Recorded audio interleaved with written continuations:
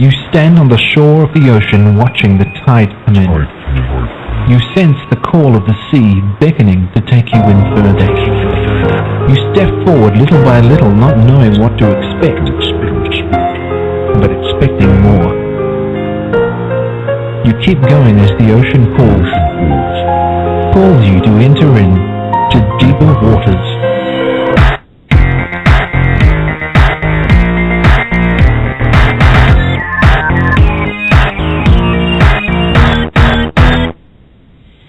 Hello everyone, I am Nick Peters, and you are listening to the Deeper Waters podcast. We were going to have Jeff Harshberger come on and talk about the occult. I told you there could be some difficulties, where those difficulties came through, and I'm sure he'd love to be here, and sometime we are going to work on getting him here. But in the meantime, I want to bring a friend on here, because while we at Deeper Waters have been wanting to get the best scholarship out there, I also want to highlight people who I think are up-and-coming scholars. And when I say friend, in this case, I most definitively mean friend. My guest here today is Chris Winchester. Chris, are you there? I'm here. Okay. Well, since I've defined you as a friend, maybe we should tell the audience about how it is you and I know each other.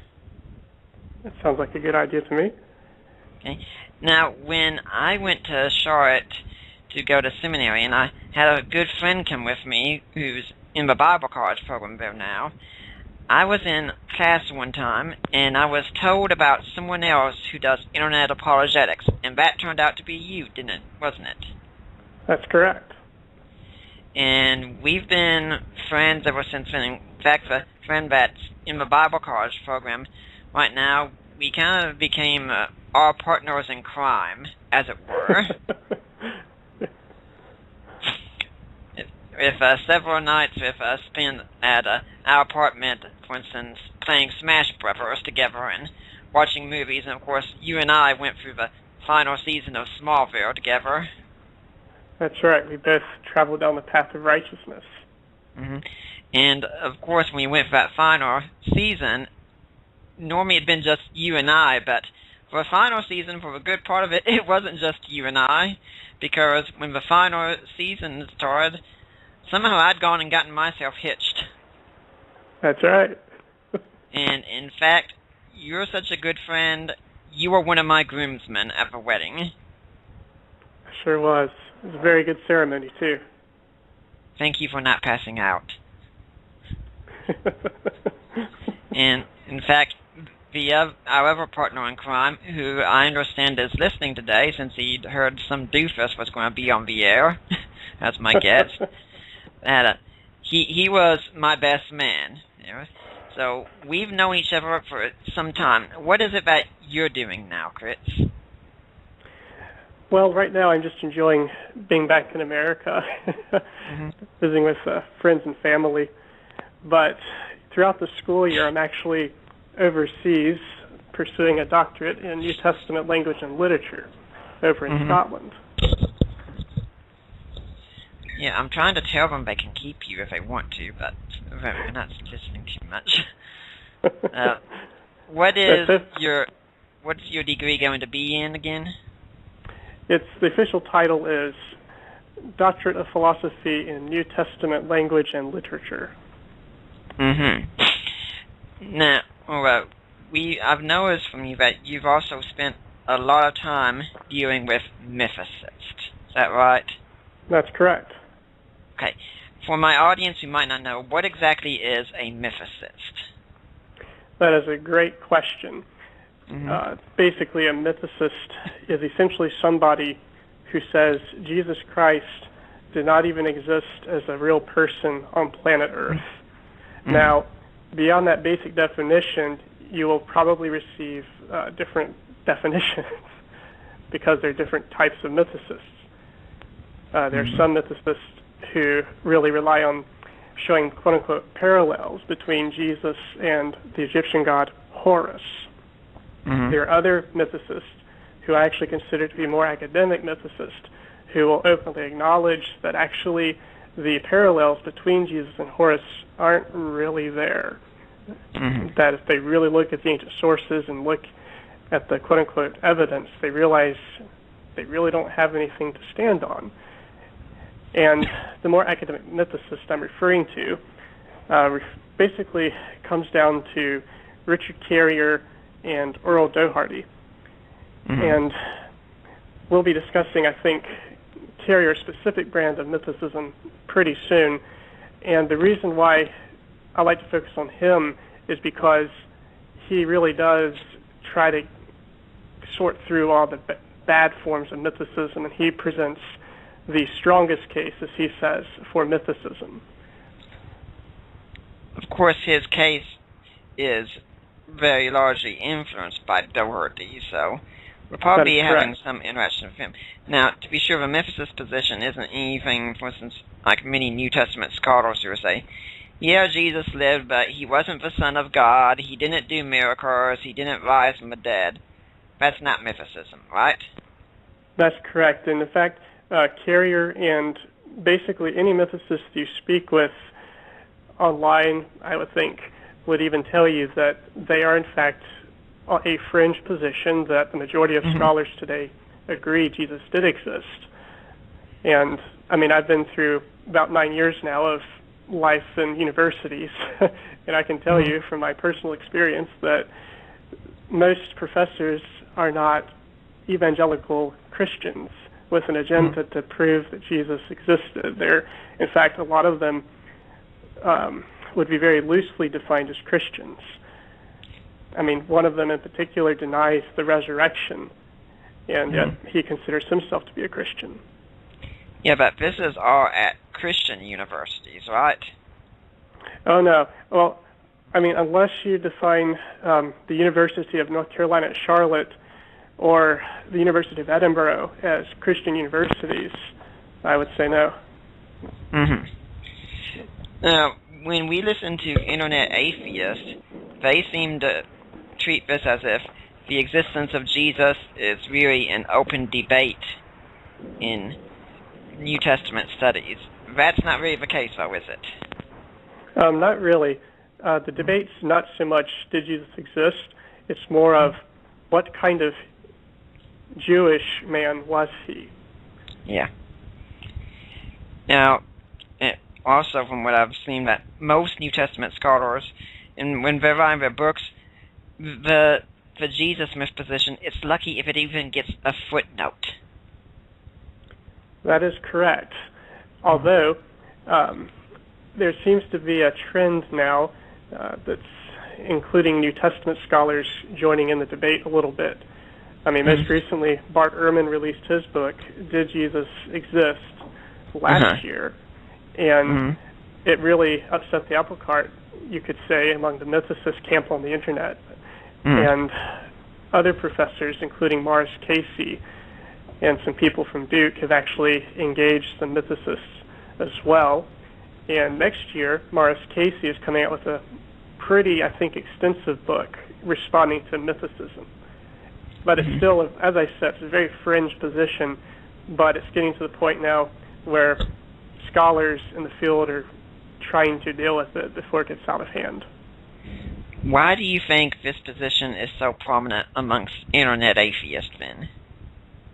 Well, I think on the internet, as your guest last week said, a lot of the bad ideas that were discredited among scholars centuries ago seem to just stick around. And in the internet, anybody can post anything and become amateur scholars, you could say. And so the Christ myth idea is basically an example of those discredited theories within scholarly circles. You know, something I've written about before also is that it seems that many atheists have what I refer to as a Jesus allergy, where they're be willing to do anything just to not admit that there is anything true whatsoever in the Bible. And it's a hyper-skepticism that won't allow for any real evidence, since everything in the New Testament is from biased religious kooks. Right. And I do think there's a lot of emotion wrapped up in it. I haven't fully figured out why that is the case, but I know that when you get down to the very roots of their objections and you kind of peel through their arguments, a lot of times, I mean, myself personally have been met with a lot of hostility and emotionalism. Now, another scholar who takes this position that Jesus never existed in New Testament studies is Robert Price as well, right? Correct. Yes. But he's not really as well known amongst internet atheists as Richard Carrier is. Probably not as well known, but he's pretty up there. I get him quoted to me a lot. Richard Carrier is kind of the new up-and-coming person that everyone wants to point to. Now, some of my listeners might not know who Carrier is, so tell us a bit about who Richard Carrier is. Richard Carrier is a very eminent atheist, and he's been very active on the Internet Infidels website for years. And a lot of his books that are coming out now are revisions of some of his online papers. And I will compliment him on two major points. The first is he has a doctorate in ancient history, so he is aware of how historians generally engage in their discipline. And second, he's a very, very skilled debater. So he's a good person to, I wouldn't say debate with, but I would say just dialogue with as a conversation partner to understand the cutting edge of mythicism. And you've had your own dialogues with him, not anything like a real in-person formal debate, but you've had your dialogues, haven't you? We have exchanged emails over the past 2 or 3 years, I believe, and they weren't even debates. They're more along the lines of me asking him questions. I'd read some of the things he's written. I just asked for clarification. And earlier this past year, though, I did have a question based on what we're going to talk about partly today, and got into a little miniature debate on his blog. Now, there could be some mythicists who are listening in, or people who have questions about mythicists, or even about Carrier. I'm going to go ahead and give out the phone number for the first time here if you all want to call in and ask a question on the topic of the existence of Jesus today. It's 714-242-5180. Okay, so we're talking about how we're going to deal with the mythicist position. So, Chris, what's the best way for us to begin? As far as if somebody approaches you with the arguments? Yes. I would say really, really dig into the ancient sources. I would recommend that people read, say, the works of Flavius Josephus, a first-century Jewish historian. I think they need to read the works of Philo of Alexandria, who was another first-century Jew. They need to be very, very familiar with the Hebrew Bible and the Dead Sea Scrolls, which you can actually get pretty cheap now as a soft-cover book from Barnes & Noble, I believe. And I recommend people read the New Testament for themselves and realize that just because they read a book or read a web page or hear a broadcast or see a TV program, it doesn't mean that what all those sources are saying is true. Right. And lastly, I recommend people get dictionaries called lexicons that basically explain ancient words' meanings. So, for example, we have Greek lexicons. And this doesn't mean I think everyone needs to go and learn ancient languages. I think if you just get a lexicon, you can look up a word and you see the definition. And if you can do that, I think it really clears up some confusion. In fact, everything you've said, it also applies to yourself. I mean, you're going to be giving a lot of information on this podcast, and you're not wanting everyone to just go out and say, this is all gospel right now, but go and investigate it and see what you think. Absolutely. Okay. So, how does Carrier come to his mythicist position? Well, he actually used to debate mythicists himself, and he would interact with them and just say these are just logically fallacious arguments. But eventually, other atheists started directing him to the work of Orla Doherty and his book called The Jesus Puzzle, which is now a revised book called Jesus, Neither God Nor Man. And after Carrier read his work, he concluded that yes, there were problems with what Doherty was saying in parts of the book, but overall he thought he made the most compelling case for the non-existence of Jesus. And so he's kind of followed him a little bit, and he's also kind of slightly added elements to his specific case. Okay, a lot of my listeners might not know about Doherty. Can you tell us a bit about him? Yes, he is a very, very well-known internet mythicist. He has a website called The Jesus Puzzle. And he's basically been saying Jesus never existed at all for at least a decade, I believe.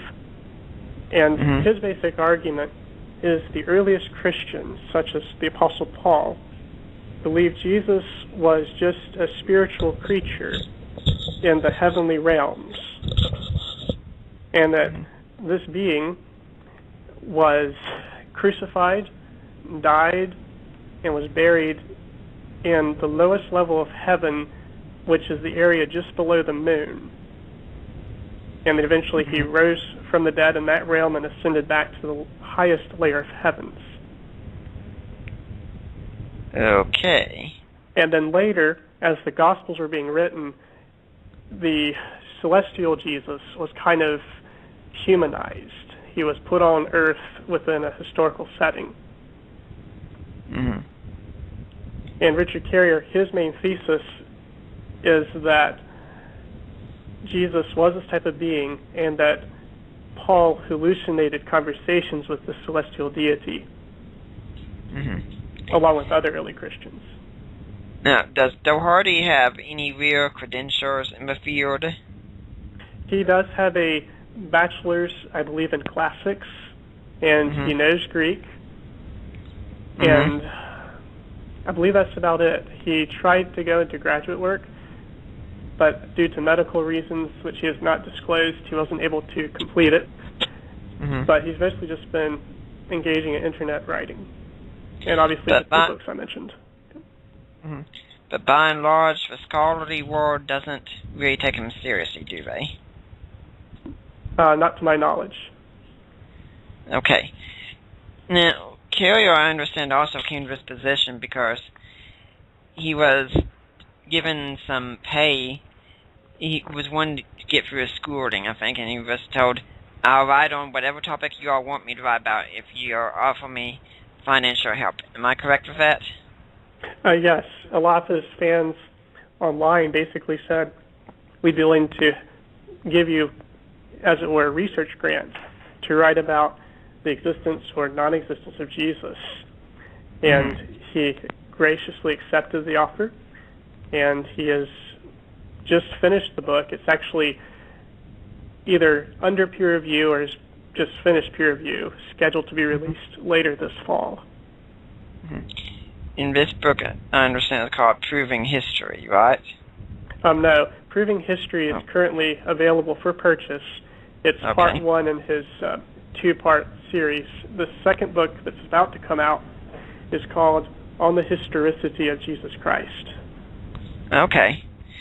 Well, our call-in number for anyone who's interested in calling in is 714-242-5180. What we're going to do now, before we get into the real meat of the argument that Carrier has, we're just going to take a break, and we'll be back to discuss this matter further. It's here, the official Rock Radio mobile app. Listen to your favorite Rock Radio programs on your iPhone, iPad, iPod, Kindle Fire, Android smartphones, and tablets. The best thing is, it's absolutely free.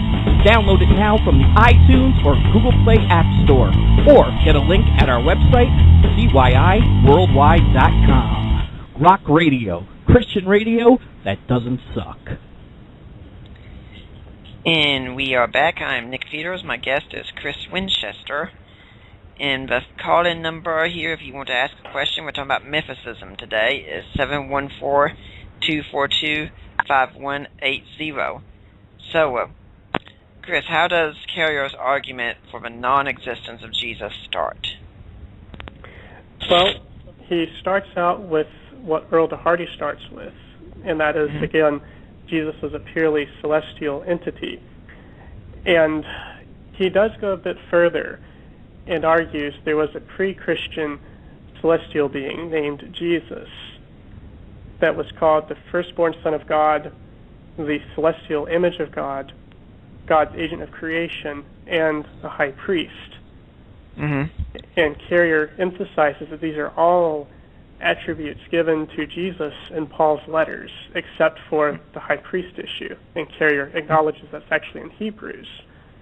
And he says the fact that you've got a pre-Christian being named Jesus that has all these characteristics, which very closely parallel the Jesus found in Paul's letters, strongly suggests the Christians kind of borrowed this belief and character and modified it for their purposes. Now, does he have any evidence of it? Well, he cites Philo of Alexandria during a series of presentations. One of them is actually a presentation he gave to the UNCG atheists in North Carolina earlier this spring. And he's also mentioned Philo's work in his debate with Mark Goodacre on Unbelievable. And interested listeners can go on to basically iTunes and just download that episode for free. I believe it was the December 26th podcast. December 15th, 2012. I listened to that show also, and I remember hearing that claim and going to Philo's works online and looking vociferously through them, and I could not find that reference anywhere. Did you have any better luck? Well, in this presentation he gave, he does direct readers to his book, Not the Impossible Faith. And in EndNote 284, he identifies Philo's work called On the Confusion of Tongues, 14.62 through 63 as the source. And so, fortunately, this source is actually online for free. You can go to earlyjewishwritings.com and just click on it. It's called On the Confusion of Tongues. And the short answer is, you are correct. The name Jesus does not appear in that passage. What do we have in that passage? Well, it says in part, quote, I have also heard one of the companions of Moses having uttered such a speech as this, Behold, a man whose name is Rise, or the East, depending on how you translate the Greek word here, anatole. And Philo says, he continues, a very novel appellation indeed, if you consider it as spoken of a man who is compounded of body and soul. But if you look upon it as applied to that incorporeal being, who is in no respect different from the divine image, you will then agree that the name of Rise has been given to him with great felicity. For the Father of the universe has caused him to spring up as the eldest son, whom in another passage he calls the firstborn. So the name that Philo gives this person is Rise or East, from the Greek word anatole. And he's actually, that phrase, behold a man whose name is Rise or East, comes from Zechariah chapter 6. Supposedly. And Carrier emphasizes that phrase is found in Zechariah 6. However, listen to this again. This is from the same passage. Philo says, I have also heard of the one of the companions of Moses having uttered such a speech as this.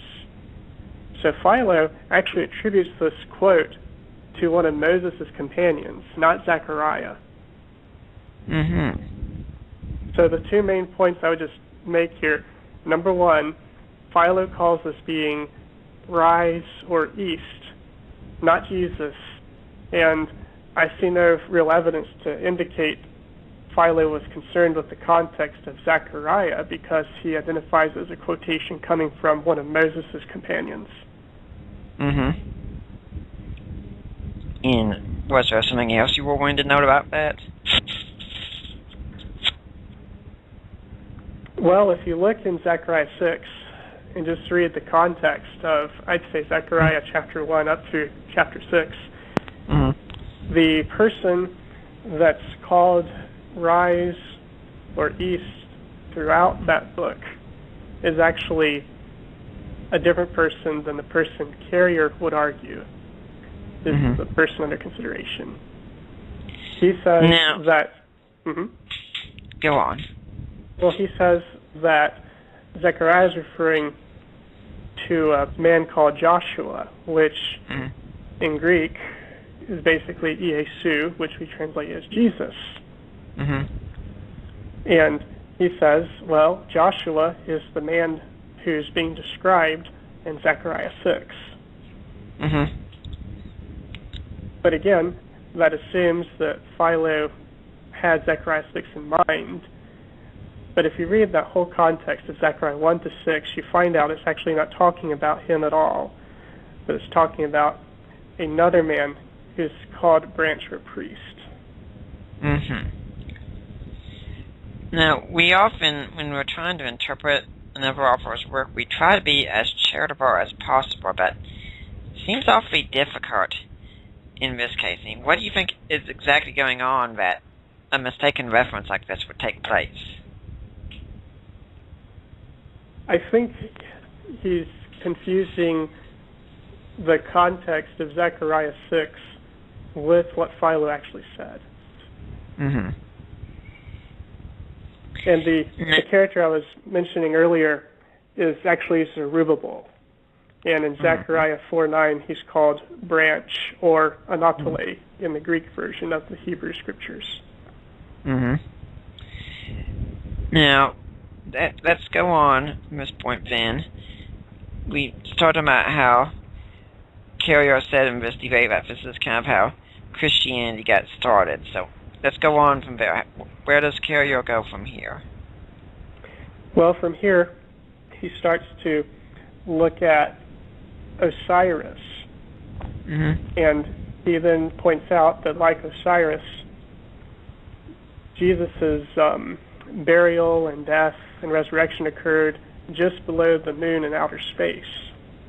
And he says that public stories told about Osiris place him on Earth, and that he in fact was buried in a tomb, and people in the time of Plutarch, for example, could go and visit the tomb of Osiris. However, Carrier then says there were other private stories that said Osiris died and rose from the dead in outer space just below the moon. Earl de Hardy likewise makes this argument in chapter 12 of Jesus, Neither God Nor Man. And I've actually read that book, and I've done a chapter-by-chapter analysis of the first half of it last summer. And I've actually read the ancient source that de Hardy appeals to, and suffice it to say, it's not there. Would this ancient source be the Ascension of Isaiah? No, this is a book called On Isis and Osiris. Oh, okay. We'll get to the Ascension of Isaiah. Yeah, I know there already makes it. So, I mean, that's about the evidence of the Osiris claim. What do you have with it? Well, in the presentation that he gave at Greensboro, he basically just says that Osiris died underneath the moon in the heavenly realm, but he doesn't actually cite the ancient source material. I'm just guessing he got it from de Hardy because de Hardy makes the same argument. Okay, and what about de Hardy's source material? Is it accurate or not? Not that I could tell. It talks about Plutarch is the author there. Plutarch mentions the edge of matter, or the outermost areas. And de Hardy looks at those phrases and concludes it's talking about the area in heaven just below the moon. But if you read the context of that work by Plutarch is actually talking about the areas at the extreme edges of the earth. And he identifies this like near the ocean or around the mountains. All right. And I'm going to try to get you the specific passage there. Okay. Or at least give you the exact name of the work.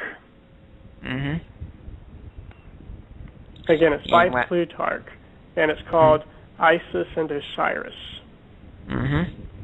Okay. Well then, we move on there. We've got this event happening supposedly in outer space. We've still got a ways to go. What's the next step? All right, the next step from there is to actually look at another Jewish source called the Revelation of Moses.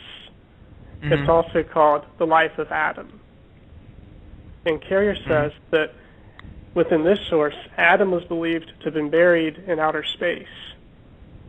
So you don't have to go to, say, a pagan source like Plutarch to find someone being buried in outer space. You can actually look at a Jewish source that says the same thing. Okay. So, what have you found about this claim? Does it hold up? It does not, unfortunately. It talks about Adam dying and then God asking one of his angels to go collect the body of Adam and bring it back up to the third heaven in paradise. And once it's in paradise, God commands that the body be buried. And so it's buried in paradise in the third heaven. Now, this is very important to really emphasize because the third heaven would not be where the moon or the stars would typically be located within Jewish cosmologies. Right. Because that would be the second heaven, wouldn't it? It would be, well, depending on which text you're looking at, it could be the second heaven or the first heaven. And in some cases, it would not even be the first heaven. It would be just right in the atmosphere even, just a little bit lower. And if you read the context, it doesn't mention him being buried under the moon or in outer space. It just says he was buried in paradise, and he was raised into paradise even to the third heaven. So what would the first and second heaven be exactly? Well, there's a lot of variety within the Jewish writings, and basically some Jewish texts would say there are 7 levels of heaven. Others would say there are 3 levels. Some would go as far to say that there might be even more than that. And it's important to note here, the Revelation of Moses is actually of uncertain date. That we cannot confidently date this to the 1st century. And especially we can't say this is contemporary with Paul. So even if it did mention Adam being buried in outer space, you would have no definitive evidence that suggests it was during the time of Paul. Now, when we talked about the different interpretations of a first and second heaven, and that could include different ones of a third heaven, do you know of any interpretation of a third heaven that equates it with outer space? Not that I'm aware of, no. It's typically sometimes linked with paradise. Sometimes paradise is placed in the third heaven.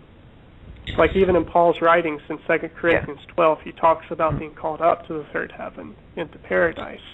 But other scholars will even say, well, actually, paradise is different from the third heaven.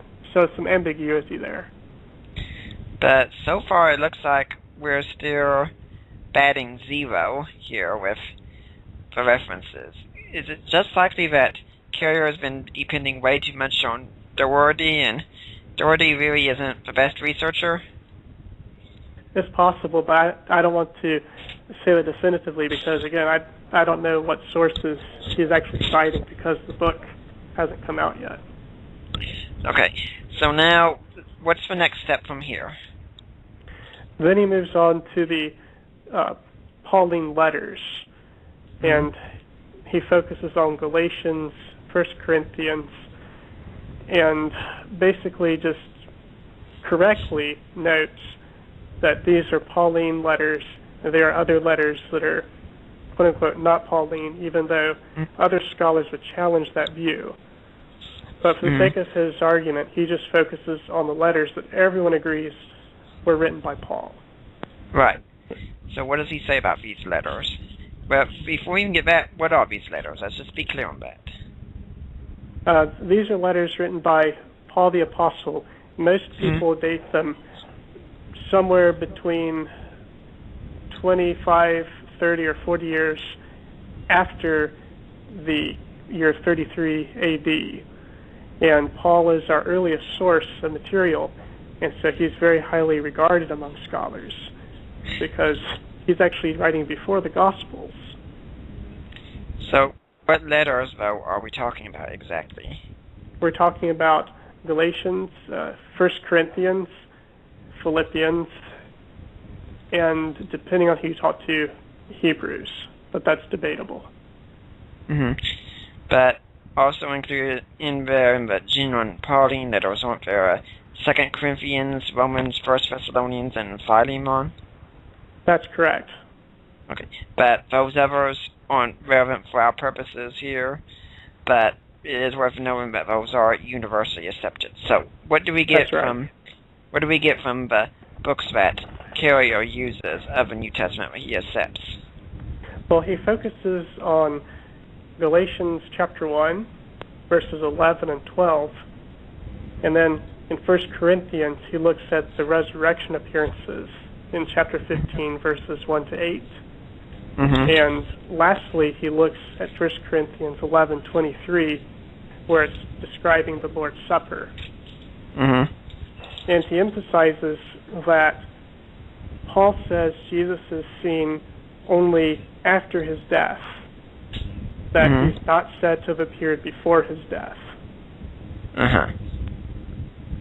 And that also in 1 Corinthians 15, Paul uses the phrase, according to the Scriptures, which could mean in fulfillment of or we are told by.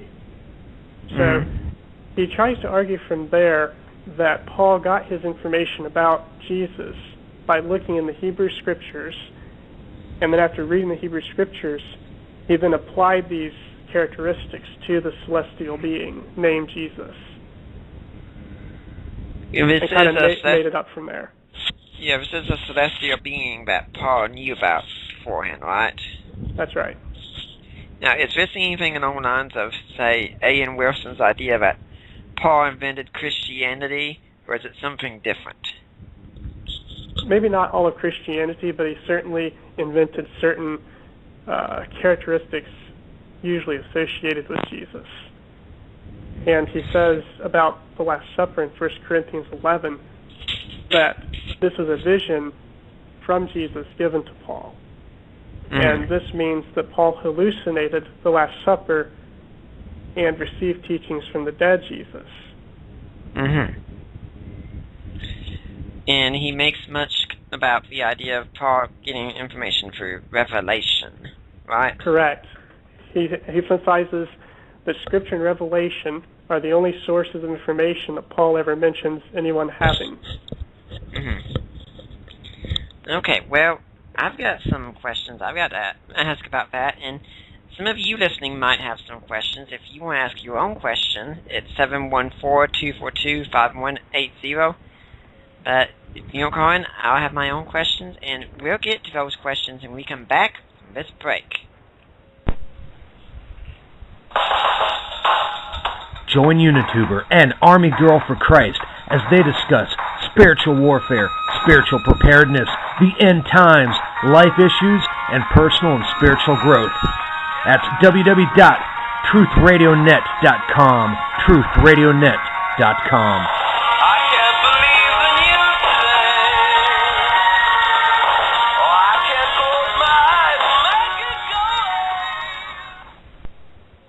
We're talking with Chris Winchester, a friend of mine, about the Christ myth position. My call-in number is 714-242-5180. We're largely focusing on Richard Carrier today. Now, Chris, you've said that, according to Carrier, Paul only got information through revelation and scriptures. But doesn't Galatians 1, which Carrier accepts, even say Paul went and talked to the apostles, namely Peter, James, and John? That is correct, and it's worth pointing out that even though Paul says that he didn't receive his information from any man in chapter 1, but he did later go see these other apostles in Jerusalem, and he says pretty clearly that they agreed with what he was teaching. And he basically said that they were all in agreement. And also in 1 Corinthians 15, I think it's verse 11, Paul says that he and the other apostles were making the same proclamation. So on this particular brand of the Christ myth theory, you've got Paul hallucinating the celestial being, and then the other apostles also probably hallucinating the same being. Because if these people are apostles, they have to be apostles of someone, and Galatians gives you the appearance that they existed prior to Paul. But yet if Paul created this, then it would seem Paul would have to come first. Well, that's a good point to make as well. And Paul even says, I believe in Galatians 1, I'm going to look up the exact phrasing he uses there, but he basically says that he formerly was persecuting the Church of God. And I'm going to get the exact phrase here. You have heard no doubt, this is verse 13, you have heard no doubt of my earlier life in Judaism. I was violently persecuting the Church of God and was trying to destroy it. And he also mentions in verse 17, I went away at once into Arabia, and afterwards I returned to Damascus. But he did not go to Jerusalem to those who were apostles before me. So he explicitly says there were already apostles before him, and there was a movement that was called the Church that predated his joining of that movement. So what do Carrier and Doherty say that this movement is based on then, if Paul is the one who came up with everything? Well, I'm not sure that Carrier and Doherty would say Paul came up with everything. They would probably say that he came up with certain characteristics. But Carrier would say they were also seeing this celestial being called Jesus, and they may have gotten it from Philo, which again, unfortunately, Philo doesn't mention a being named Jesus. Well, what about 1 Corinthians 15? How's that fit in with? Because we've had Gary Habermas and we've had Mike Lacona both on the show, and you know they make quite an emphasis out of 1 Corinthians 15. And what's the traditional view? For those who don't know, what's the traditional view of 1 Corinthians 15? The traditional view is that in that chapter, Paul is defending the idea of bodily resurrection, because apparently people were concerned about what type of bodies people are going to have when they're raised from the dead. And to make his argument, Paul actually uses Christ's own resurrection from the dead as evidence. And that's in verses 3 to 8. And most scholars say, at bare minimum, in verses 3 to 5, Paul's actually reciting an early creed. And so that's very significant, because if that's in fact a creed, this is information that Paul received from earlier sources, which predates now, him. I can already hear the skeptic in the audience saying, well, of course, because this is in the Bible, and these are Christian scholars who are saying this, so of course they're going to say this is an early creed so that they can have early testimony to the resurrection accounts. That is the case, isn't it? It is actually not the case. This is just a general fact granted by even very skeptical scholars. And Gary Habermas actually makes that point in his book, The Risen Jesus and Future Hope. He actually provides extensive quotations from non-Christian scholars who place that information very early. Yes, Mike Lacona does the same thing in a footnote in his book on the resurrection of Jesus, and includes people like Gerd Ludemann, John Dominic Crossan, and the rest of the Jesus Seminar. That's correct. So it's not just very, very conservative Christians, and it's not even generic Christians that are conceding these points. Yeah. But this all seems to point to early eyewitness testimony about Jesus appearing before people, including sometimes in large groups. So what does Carrier do with this? Well, Carrier, he again directs us back to this idea of revelations and Jesus giving revelations through visions. He says, for example, he talks about how Paul is handing on to the Corinthians what he had received. This is verse 3. And if you read 1 Corinthians 11, it talks about Paul receiving revelation from the Lord. And so even though Paul doesn't use that phrase, a revelation from the Lord, we're just expected to know that's the same source. And he says that way it fits with Galatians chapter 1, where Paul says he got his information about Jesus directly from him. But the point that I would just offer in response there is if you go down later to verse 11, which I mentioned earlier here, it says, whether then it was I or they, so we proclaim, and so you have come to believe.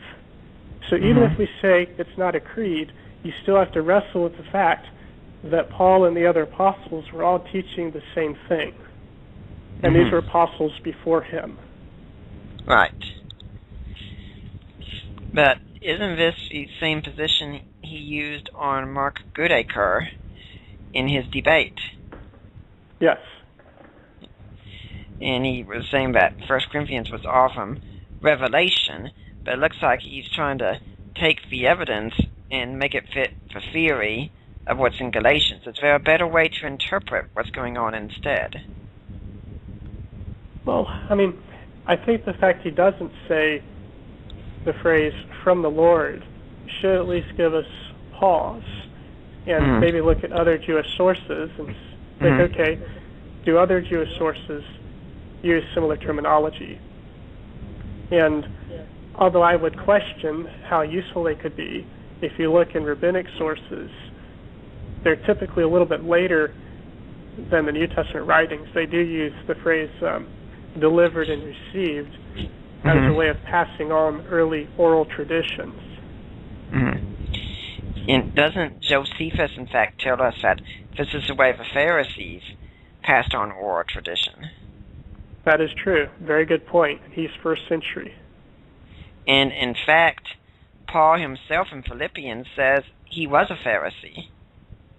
That's correct. So he would be very familiar with their mode of orally transmitting traditions.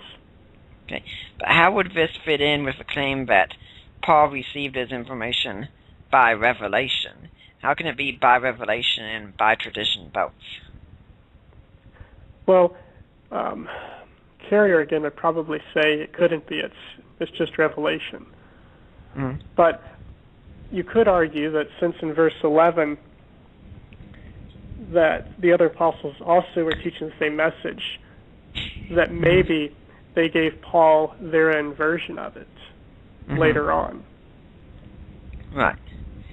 What you're saying then is that Paul, suppose, if Paul's talking about, say, his Damascus Road experience, that he knew the gospel beforehand. Since he was persecuting the church, he knew what they believed. And so he's going down the Damascus Road, and then Christ appears, which is certainly a revelation, and that's how he learns, well, I was wrong after all. And then when he goes to see the apostles, he gets a clearer form of a revelation that he can pass on to others. Would that be accurate? I believe so, yes. And so, with all these claims that Paul has in 1 Corinthians 15, I mean, so many people claim to have seen Jesus at that point. And Carrier says there are hallucinations? Yes. Okay. Wouldn't that be a bit problematic, especially since there's no evidence of group hallucinations? Well, it depends, again, on who you're talking to. Some people will say we do have examples of group hallucinations in which people are hypnotized and they're very strongly encouraged to see or hear certain things. But we don't have any evidence from 1 Corinthians 15 that would say that there was, say, the Apostle Peter that was intentionally trying to hypnotize other people and convince them that they saw Jesus. I mean, it's possible, but Paul doesn't say either way. And then people sometimes will appeal to the apparitions of Mary, or everyone seeing the sun spinning in the sky at Fatima. But unfortunately, that argument is confusing hallucinations with illusions. Hallucinations are basically coming from within someone's mind. An illusion is a distortion of something seen. It's kind of like if you go to a magic show and you watch a magician saw someone in two, you're experiencing an illusion. Right. There really is a magician doing something up on the stage, but if you start seeing a giant 6-foot-tall pink bunny rabbit following you around everywhere, it's quite likely a hallucination instead. That's right. And there's a good book you can read about this. It talks about these hypnotically induced group hallucinations. It's called sensory deception. And the same authors do point out, though, that even in that hypnotic state, not all of the participants there had the same hallucination. In fact, some of them didn't hallucinate anything. And then they say very early in the book that hallucinations are essentially private experiences, not group experiences. And how would this also work with the case of James, who was said to be the brother of the Lord? Well, James, someone could argue that he had a grief vision of Jesus. And these are common today. For example, people will see their dead loved ones appearing to them, and they will sometimes think that they're still with them in some spiritual way. But the question becomes, if Jesus appeared to James in that way, well, if James believed that, I should say, the question becomes, would James interpret that as my brother is raised from the dead, or would he say, oh, he's appearing to me, but he's actually already been translated to heaven, and he's just come back to pay me a visit? Yeah, because N.T. Wright makes the point that they did know those kinds of hallucinations back then, but no one looked around and said, oh, that means so-and-so was raised from the dead. Right. And in here's fact, another... Go on. Okay, well, here's an interesting point as well. Let's assume that Paul did, in fact, hallucinate the Last Supper, that he hallucinated the Last Supper and Jesus instituting it. Typically, hallucinations don't come from scratch. They're always based on some prior knowledge or something in the brain of the person to get them going. So, because it's not the brain creates new information. The brain kind of organizes information it's already got and puts it out in the wrong way. Right. So even if you were to say Paul hallucinated it, that in itself wouldn't disprove the idea. In fact, there was a Jesus who instituted the supper, and that somehow Paul had knowledge of it, and from that knowledge had a hallucination of it. In fact, when we're talking about James, we could even ask the question, he's called the brother of the Lord, and Bart Ehrman makes a lot about this, comment that it's an off-the-cuff remark, and it's talking about someone's brother. So this would be pretty good evidence that there really was a historical Jesus being talked about. Well, it's interesting reading the responses of mythicists. Different ones give a variety of responses to that. One of the most common responses is, it's just saying James was a member of a brotherhood. And if you read other parts of Paul's letters, he talks about people being brothers of the Lord, or just consistently through the letters even, he'll say brothers, or adelphoi in Greek. And so the fact that James is called brother of the Lord shouldn't be too surprising from the mythicist view. However, and this is a big however, we have no external documentation suggesting that brother of the Lord was used in a title sense. Mm-hmm. There's nothing in particular that mentions this. Conversely, we do see in the Gospel of Mark, for example, that Jesus really did have a brother named James, among other brothers and sisters. Right. And then combine that with Josephus in Book 20 of Antiquities of the Jews. He mentions James, the brother of the so-called Christ. Mm-hmm. So you've got multiple attestation to the interpretation that most Christians take, and historians for that matter, that James was the literal blood brother of Jesus, even though you don't have any ancient material saying there was a title, the brother of the Lord. In fact, when we look at the gospel materials, in the Gospels, the brothers of Jesus aren't really exactly heroes cheering in the spotlight. They're more embarrassed about Jesus and wouldn't go away. And this lends for historicity, because this isn't the kind of thing the church would want to make up about its leader. Now, if your own family doesn't believe in you, it's a pretty bad indication for you. Yes. If we're at a state where Jesus' own brothers didn't believe him, we could ask, why should anyone else believe in him? Right. Now, do you think, when we're looking at Paul's ideas, or do you think he got any of it by revelation? If so, how could we really tell what was revelation and what wasn't? Well, I think he did receive some information from revelation. I mean, in 2 Corinthians 12, he mentions having visions and revelations of the Lord. Right. And he does, like I said, in Galatians 1, he mentions that he received revelations from Jesus.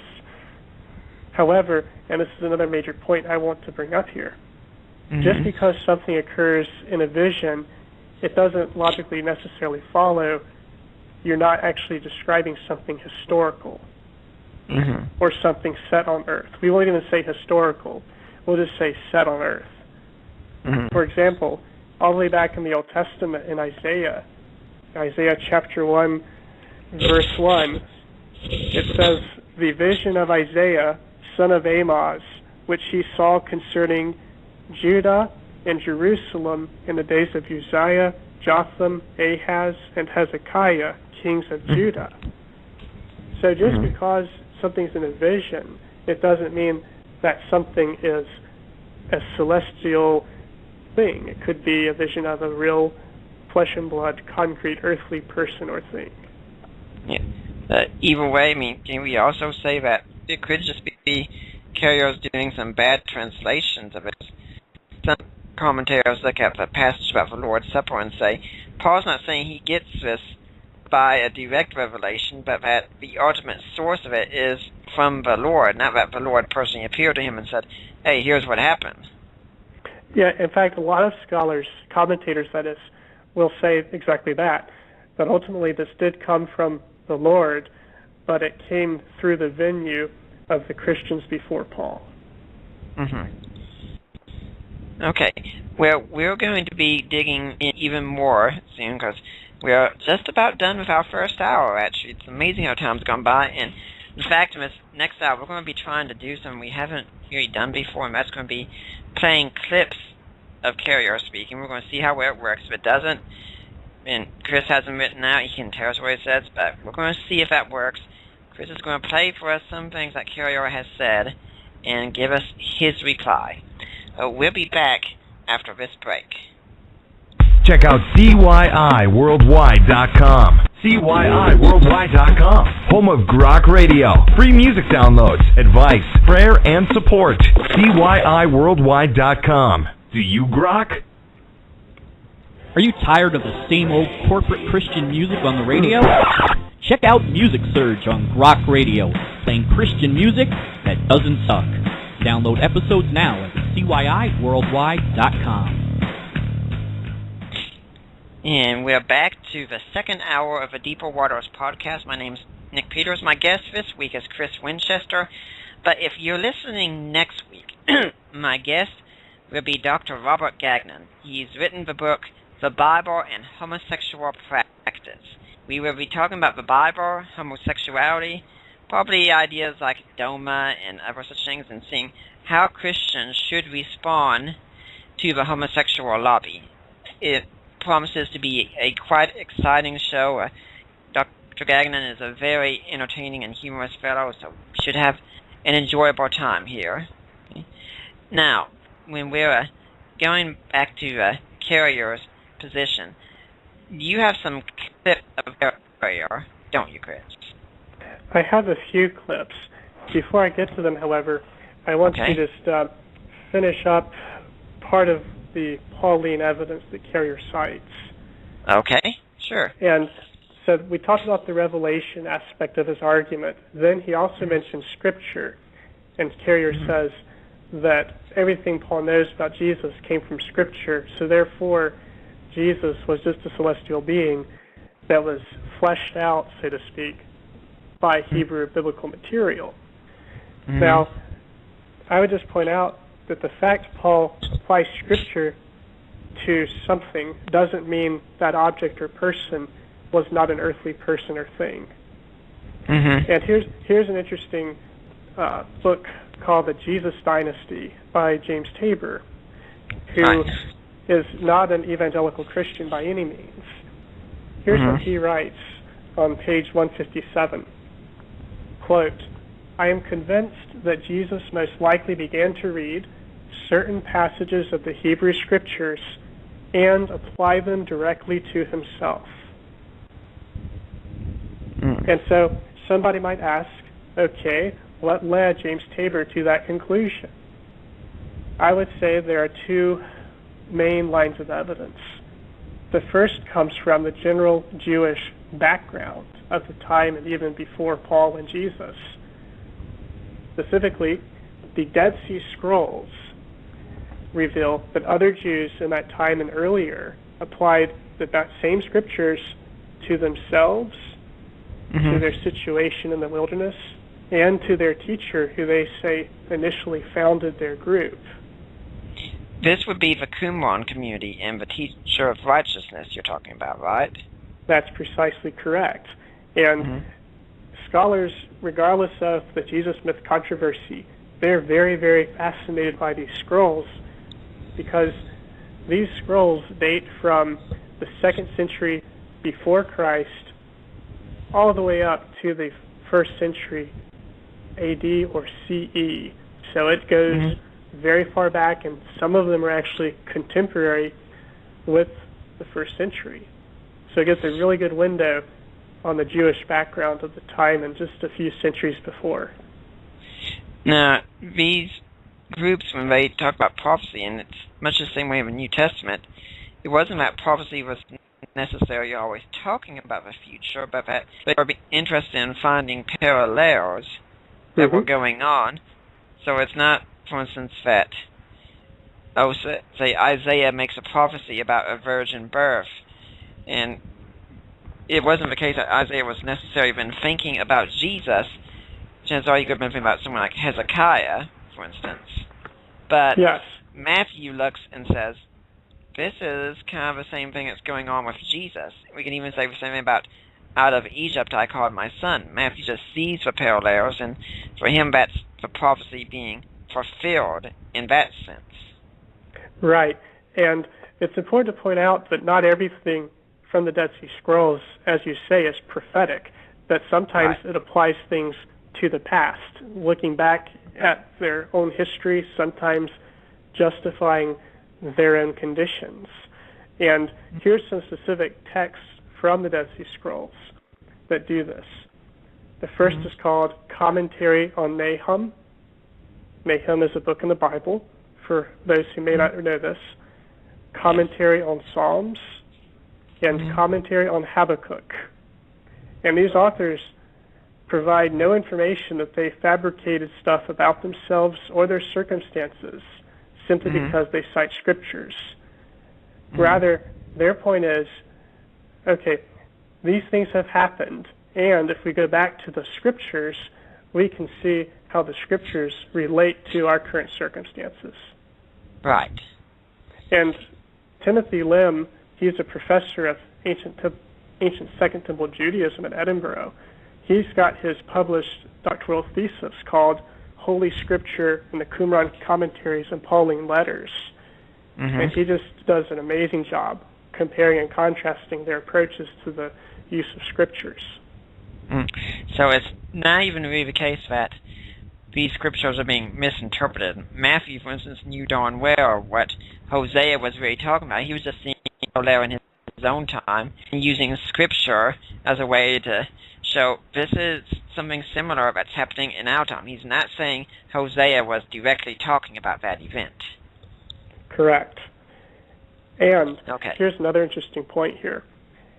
You might rebut this whole discussion by saying, okay, fine, the Dead Sea community treated scriptures that way, but that doesn't mean that Paul would have necessarily done the same practice.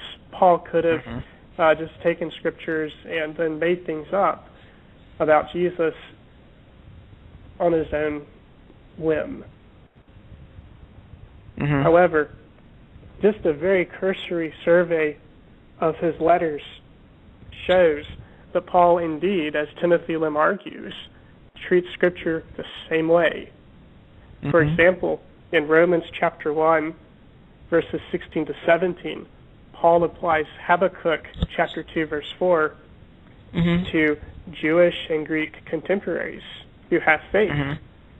For I am not ashamed of the gospel. It is the power of God for salvation to everyone who has faith, to the Jew first and also to the Greek. For in it, the righteousness of God is revealed through faith for faith. As it is written, the one who is righteous will live by faith. And he does this throughout Romans and his other letters.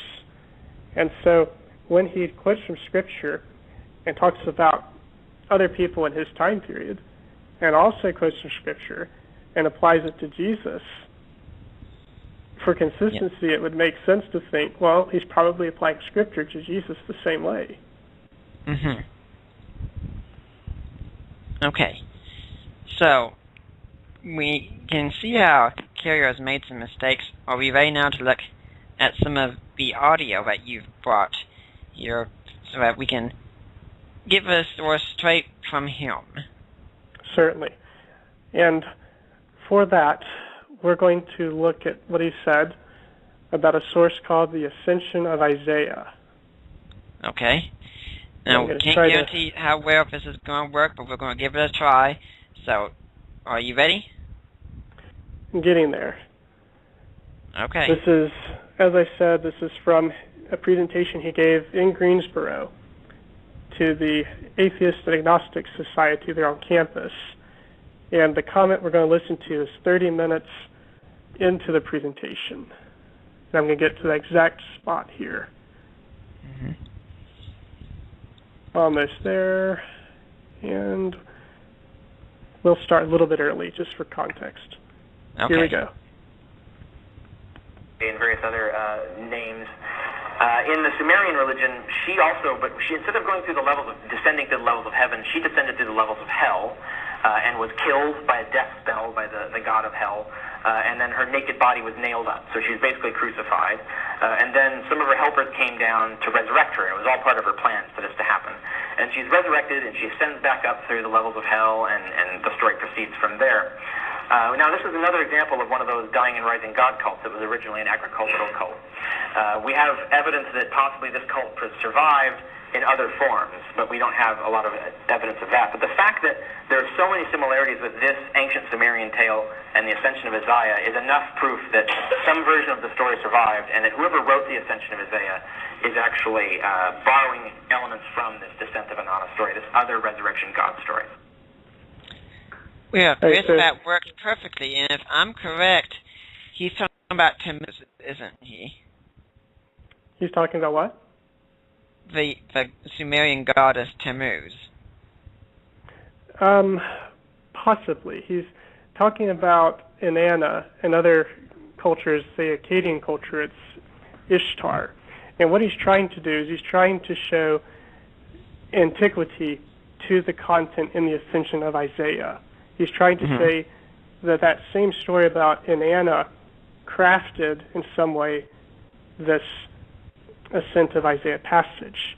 And to see why that's so important, I'm going to play another clip now where he basically says, this is the type of death the Christ myth theory predicts, namely that demons kill Jesus in the heavenly realm. Whenever you're ready. All right.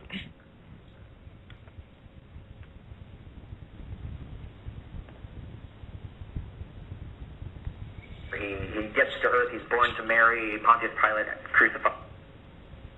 And Satan and the demons control the outer space region below the moon and are battling each other in outer space there. And their versions of things on earth are also up there in that version of heaven. And he gets the angel that's bringing him up through this ascension is bringing him up to other levels of heaven. So he goes to the first level, the second level, and so on, all the way to the seventh level of heaven. Just so you know, there's 7 levels of heaven. And he brings up, he gets up there, he gets a tour of these heavens, and then is taught at the top that God tells him, well, you're going to meet Jesus. Jesus, I'm going to send him down. He's going to defeat the devil and then come back up and be Lord of the universe, and so on.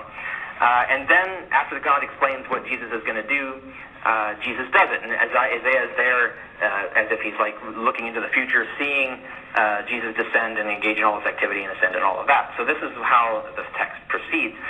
In the earliest redaction of this, which we can reconstruct through a literary analysis and from the fact that we have manuscripts that lack key parts of it, there was no visit to Earth. Jesus doesn't make it to Earth. He appears to die and be killed by the devil in outer space, by the devil and his demons, and is buried and resurrected there and then rises from there.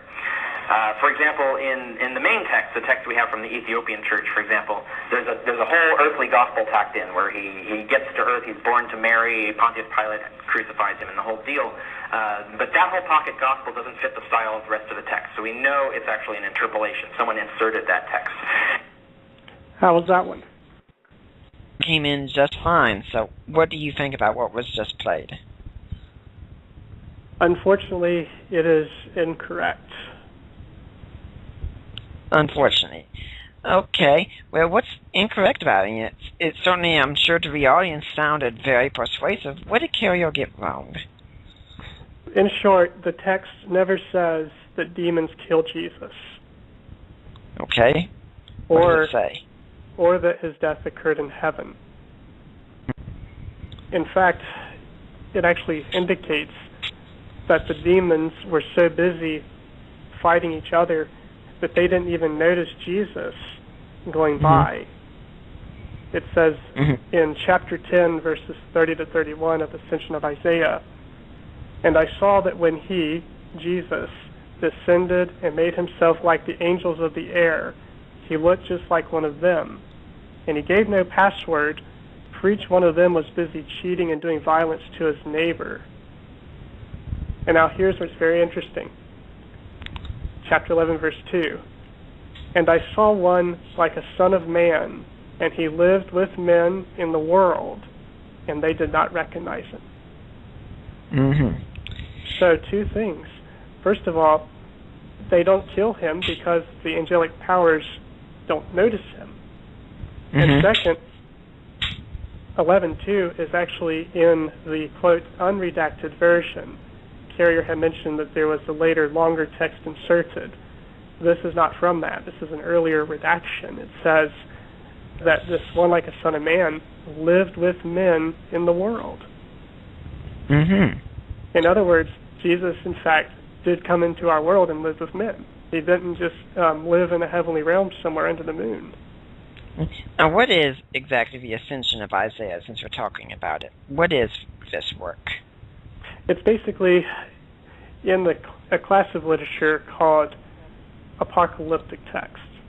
It's basically where a heavenly guide, in this case an angel, takes a visionary, in this case it's Isaiah, and it gives him a tour of different layers of heaven and gives them information about Jesus and shows some things going on in heaven and what's going to happen to Jesus.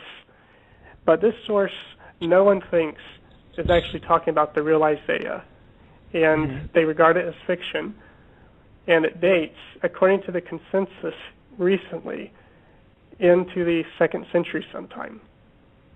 A.D. A.D. And basically, Carrier would say this was dating sometime to the 2nd century or the late 1st century. Mm-hmm. Although he doesn't give any argumentation for those dates. Mm-hmm.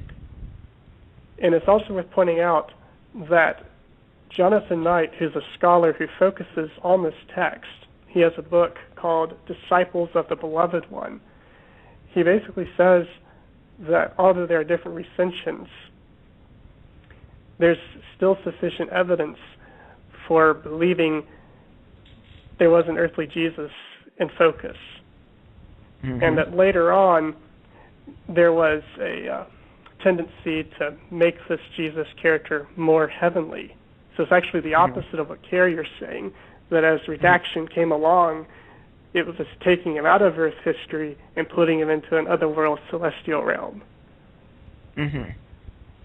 Because in fact, this whole idea would in many ways be repugnant to Jews, wouldn't it, of the concept of someone who was seen as deity coming and taking on humanity, right? Correct. And of course, this is where the idea of pagan influence comes in, but I think even someone like Craig Evans has written much in fabricating Jesus to show that Jews resisted pagan ideas staunchly. They wanted nothing to do with them. I think it also depends, though, on which Jews we're talking about, because Philo of Alexandria, he sort of, I can't give you specific examples right now, but he basically does use part of Greek philosophy, such as Platonic philosophy, and kind of mixes it with Hebrew scripture concepts. Yes, but there wouldn't be... Go on. Well, he also talks about how some Jewish groups were engaging in mysteries and having initiations. And that is very, very similar language found in the Greco-Roman mystery religions and initiations. So I think we can say that Jews were definitely embracing portions of Greek culture, but I don't think we can say this shows that all Jews just gave a free pass to pagan culture and said it was wonderful. And especially problematic, I think, to say Paul got his material from mystery religions, such as his Last Supper description in 1 Corinthians 11, because in that same context, he's really just railing against dining with the table of demons. And if you read commentaries on this passage, a lot of them think he's actually alluding to the meals done in the pagan temples. And so it's very likely that he would draw from these things he's criticizing as sources of inspiration. Right.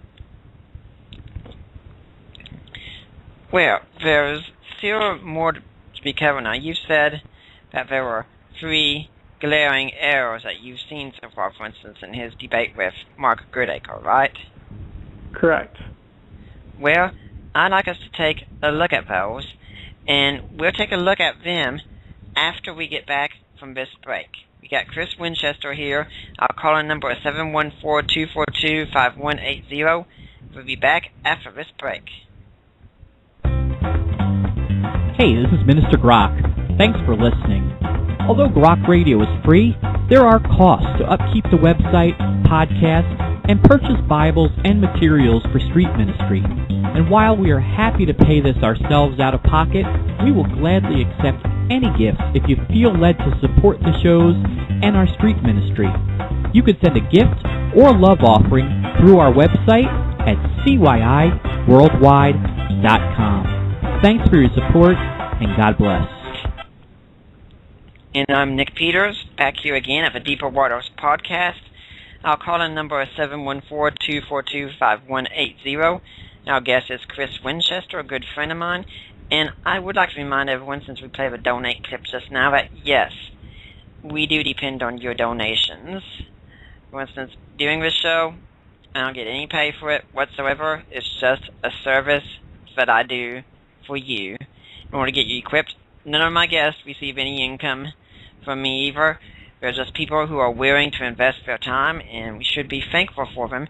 I encourage you to get any of their books and such whenever you can. Start listening to their shows, things of that sort. But help us out here also, prayerfully, financially, for this show itself.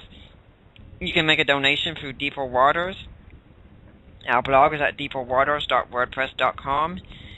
We're also working on taking donations through Risen Jesus, and most especially through Ratio Christi. In fact, with the Deeper Waters page, if you go there, you can get to subscribe to our newsletter. I just sent one out this past week, telling many things that have been going on with our ministry, including how just this week my wife and I celebrated our 3rd anniversary, which Chris was there 3 years ago when we had the wedding. And yes, so far she hasn't killed me, so that's a very good sign.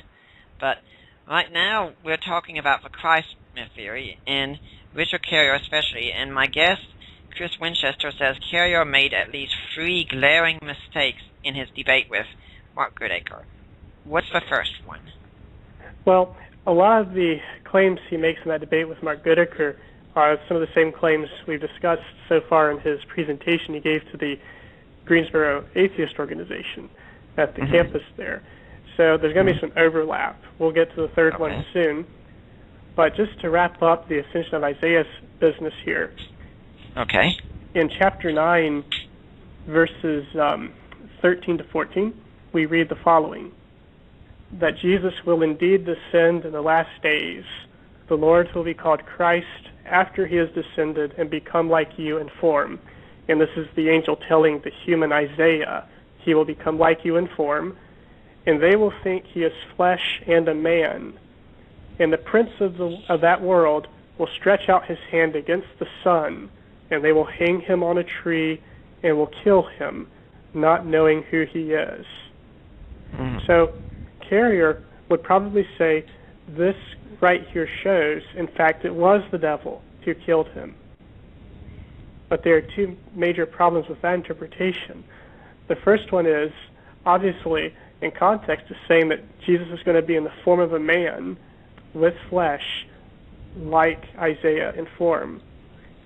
And the second is the business about the prince of that world stretching out his hand against the sun, because if you read earlier in Isaiah, Ascension of Isaiah, chapter 3, verse 11, you read about Beliar, which is another way of referring to Satan.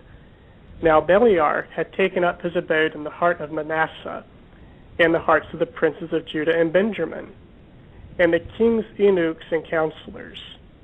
Chapter 5, verse 1 says, Then Beliar's anger was roused against Isaiah because of these visions, and he took up his abode in Manasseh's heart and sawed Isaiah in 2 with a wood saw. So all that to show that when it says that the prince of that world stretches out his hand against the sun, the context seems to imply it would be acting to the agency of other humans. So just as Beliar motivated certain humans to hurt other humans, it makes sense contextually to think the same thing's going on in the case of Jesus, especially when considering the fact that the same section talks about Jesus taking the form of a man. But interestingly, I believe it's on page 124 of Jesus, Neither God Nor Man, Earl DeHardy has something very, very interesting to say there about Ascension of Isaiah and Jesus coming to live with men. What does he say? Well, we might need a drum roll while I pull it up here.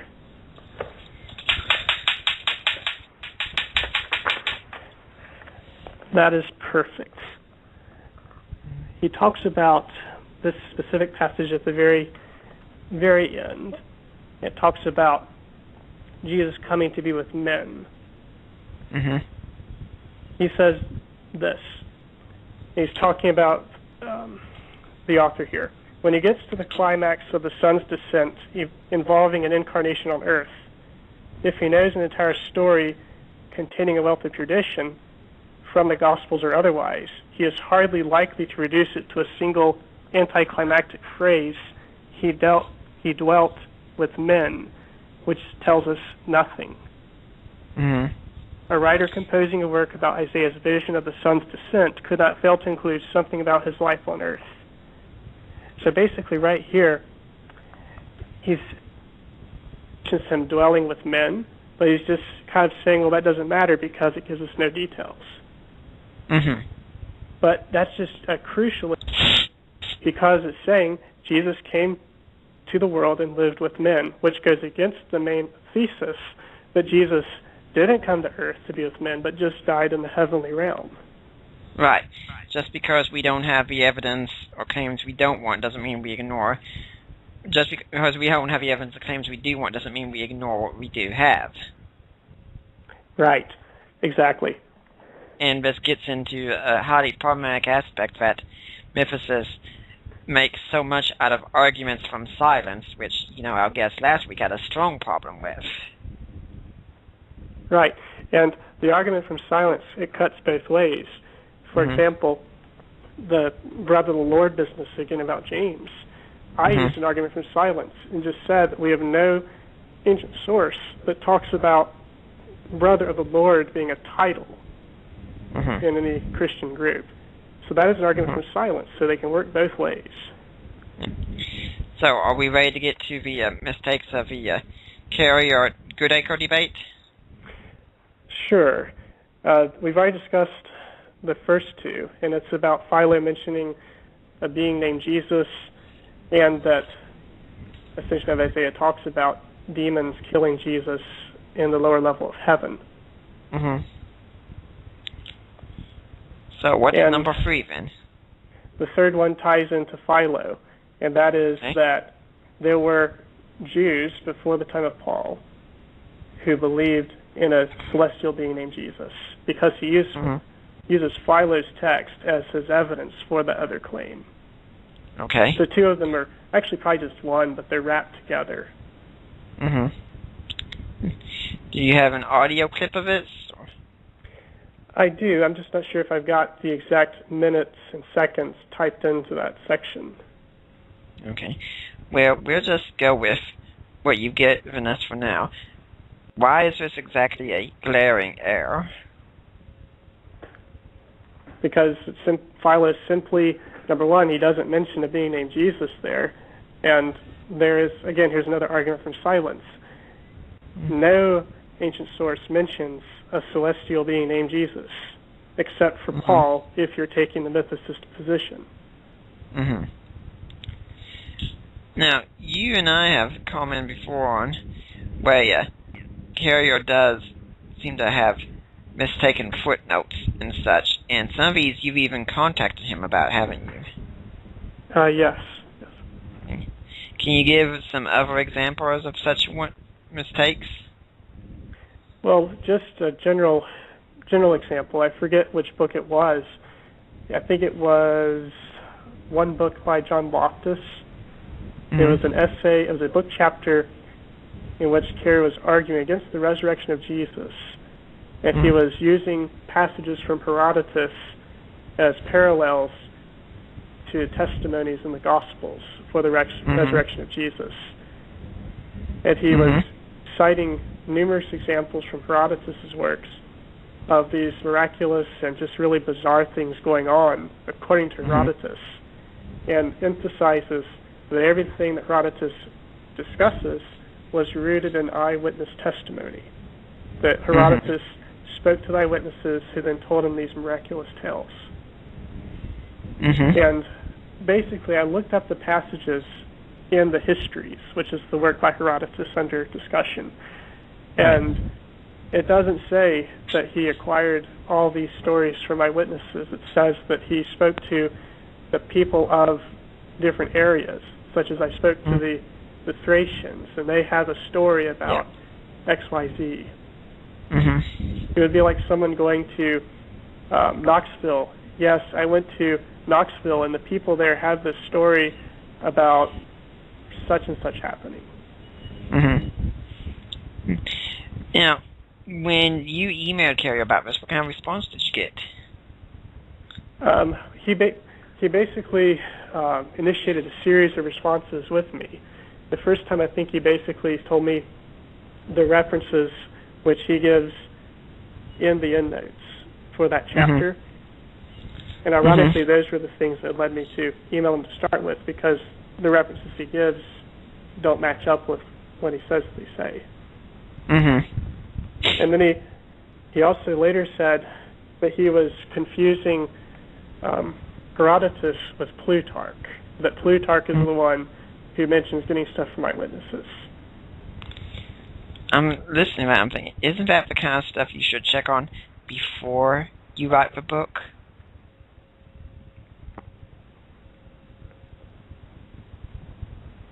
But I also, I thanked him for the conversation, and he recommended I read a book by a guy who specializes on Herodotus.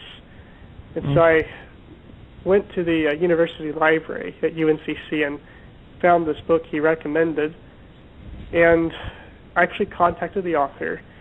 And I don't have the emails in front of me right now, so I can't tell you the book's name or the author, unfortunately. But I emailed the author with these specific examples, and with the exception of one about a specific statue, none of them actually, according to this author, are based in eyewitness testimony. And this is a Herodotus scholar that Carrier directed me to.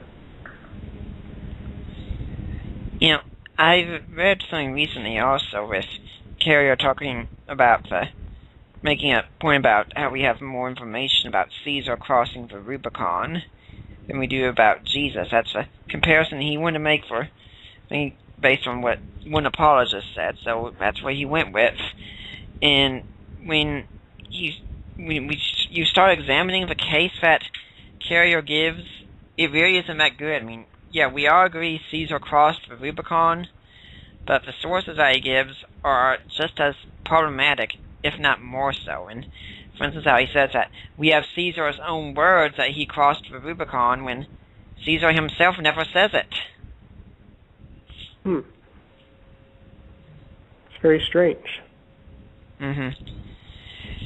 You know, the review I'm talking about is one done by Glenn Peepers, who in fact does the voice for our intro here, and it's a highly fascinating article, but it just shows that Carrier really isn't the most trustworthy one with his sources. Well, I mean, I'll just reiterate what I said earlier. Yeah, I'm just singling out Carrier in this case because he makes the best case for a mythicist view. But anybody, even myself, look at the sources for yourself and make sure that what I'm saying is actually what the sources say. But what does Carrier say also we should ask about non-Christian sources that talk about Jesus, such as Tacitus? For instance, Tacitus in the Annals 15.44 talks about Jesus being crucified under Pontius Pilate. So what does Carrier say about that passage? Well, in his debate with Goodacre and with that presentation I talked about in Greensboro, he doesn't mention Tacitus. He basically, at the end of the presentation, presents a slide where he says that there is no other evidence. He says, let me pull it up here, getting the quote. He basically states that besides this, there is no more evidence for Jesus. But Carrier has to know about Tacitus because he's had him in his dialogues with Bart Ehrman over did Jesus exist. So, all right, here's the exact quote. The title of the slide is No Other Evidence. He says everything else is either not independent, they just echo the Gospels, or what Christians said the Gospels say, or is fabricated. So he would probably say about Tacitus, so he's just repeating what the Christians of his time were saying about Jesus. You know, the ironic thing is, as was brought out with the article I reviewed, is that the events Tacitus describes are much earlier than the event of or much later than the event of, say, crossing the Rubicon by Caesar. Caesar crossed the Rubicon before the Gospels took place, and yet Tacitus is reliable there, but he's not when he talks about Christians. Well, I think it's also important to note that he never identifies the source. He doesn't say that I was speaking to Christians and they told me this. So we have, as historians, we just have to leave it open and say, sure, maybe he got this from a Christian source, maybe he didn't. At the bare minimum, though, this is an external source apart from the New Testament writings that mention Christ. And we can also point out that it's my understanding that Tacitus was very good friends with Pliny, but at the same time, he would not just write something because Pliny said so. He even checked on everything Pliny said. That's an excellent point. And Tacitus is said to be the greatest historian of the Romans, if I'm correct. That's right. And as a senator, he would also have access to records that would include activities including those of Pontius Pilate. That's another good point. And well, go ahead. Go on. All right. Well, I just want to bring it back, if that's okay. I want to go back to the evidence for Jesus again within Paul's writings. Sure. And Carrier acknowledges, for example, that Paul does mention Christ coming from a woman in Galatians chapter 4, verse 4. Yeah. And in this same video where he's giving the presentation for the Greensboro atheists, he says that the word Paul uses there, genomenon, just comes from a word that means made. It doesn't mean born, technically, in all the cases. And that's a very strange word for Paul to use to say Jesus was born of a woman if he was trying to say Jesus was literally born of a woman. And the word there, as I said, is genomenon, comes from the word ginomai in Greek. Yeah. And just for sake of people listening, this is what the verse says. But when the fullness of time had come, God sent his Son, born of a woman, born under the law, in order to redeem those who were under the law, so that we might receive adoption as children. So the word that my version here, New Revised Standard Version, translates as born is coming from the Greek word ginomai, which defined means a variety of things, such as to become, to arise, to occur, come into existence, to be created, or be born. In fact, even Earl de Hardy acknowledges that ginomai can be utilized in the sense of human birth. And he makes that concession on page 205 of Jesus, Neither God Nor Man. In a very respected Greek lexicon, Bauer's Greek lexicon, or for short, BDAG, it identifies the very first meaning of ginomai as, quote, to come into being through process of birth or natural production, be born, be produced. And that's on page 197 of the third edition. So I'm concerned that in this case, Carrier is making a mountain out of a molehill. Because, sure, it can mean just to be made or become, but it does also legitimately mean born. And the Wisdom of Solomon is another source, a Jewish source, that's actually earlier than Paul's writings. And in chapter 7 of that, verses 1 to 4, we read, I too am a mortal, like everyone else, a descendant of the first man formed from the earth. I was modeled in flesh inside a mother's womb, where for 10 months in blood I acquired substance.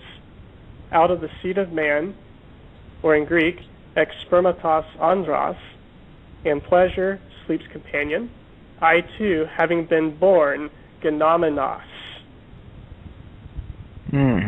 So this text makes some very interesting points. Number one, it uses genomenos, which also comes from ginomai, as I've said, which means, in this context, to be born.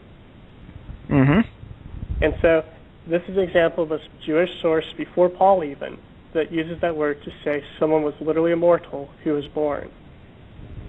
And I didn't find this source by myself. I actually saw it listed in this Greek lexicon. It just said, yes, Wisdom of Solomon 7:3, be born. And so I looked it up, and that's what I found in context. And then finally, this phrase, out of the seed of man, it's almost identical to what Paul writes in Romans chapter 1, verse 3, which Carrier also talks about in that presentation. And isn't that passage even said to be creator? By some people, yes, it is. Absolutely. Okay. Well, we're going to be coming up for our final session here on this show. Got less than 20 minutes left. We'll be back after this break. It's here, the official Rock Radio mobile app. Listen to your favorite rock radio programs on your iPhone, iPad, iPod, Kindle Fire, Android smartphones, and tablets. The best thing is, it's absolutely free. Download it now from the iTunes or Google Play App Store, or get a link at our website, CYIWorldwide.com. Rock Radio, Christian radio that doesn't suck.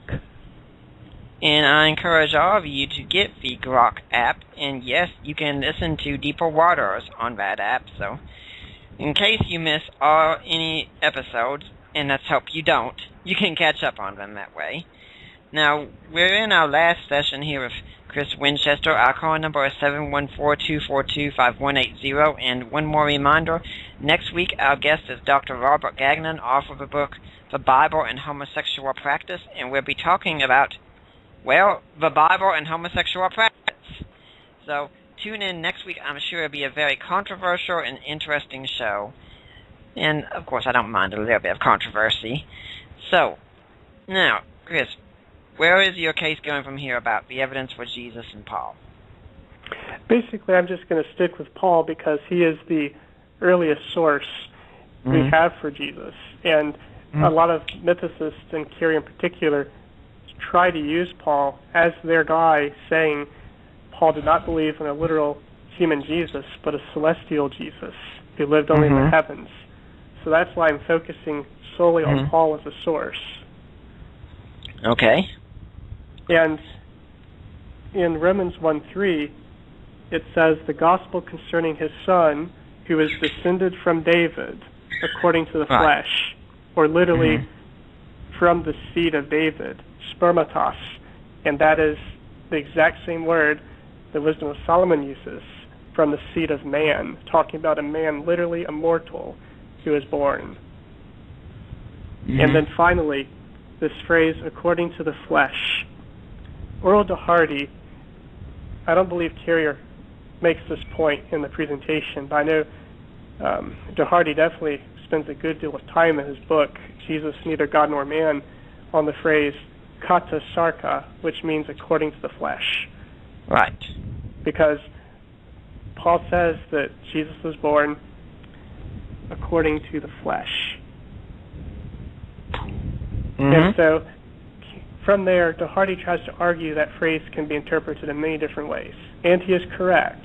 If you read Paul's letters, it can have a range of translations. But the question becomes, from the immediate context of what he's writing in a given instance, which meaning is most probable?